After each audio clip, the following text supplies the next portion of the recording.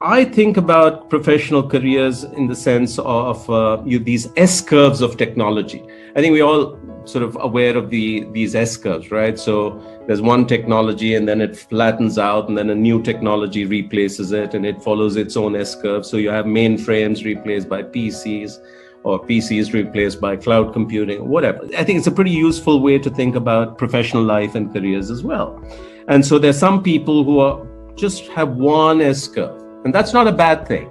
If you have an S curve like Satya Nadella at Microsoft, that is, seriously okay.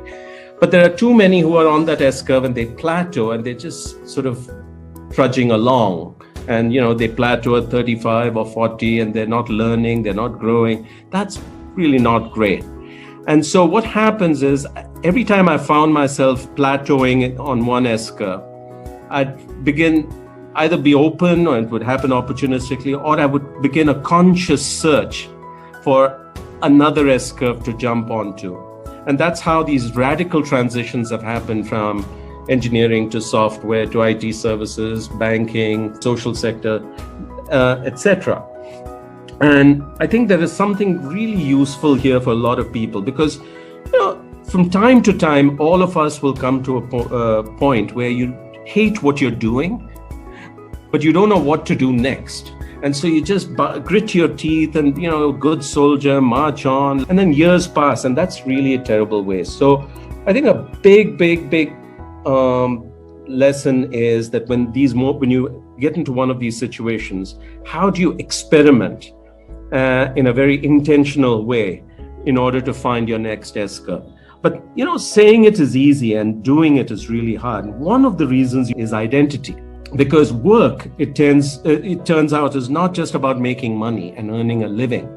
Work is so many things, including and especially identity.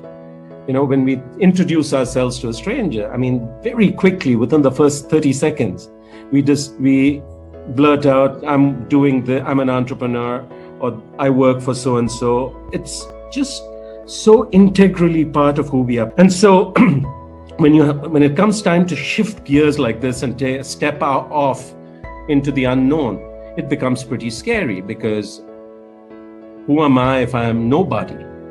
And until you establish yourself on the new S curve, you are nobody because you're starting, as you said, from zero again. So this is one reason why I find lots of people hesitate to take as much risk in these transitions.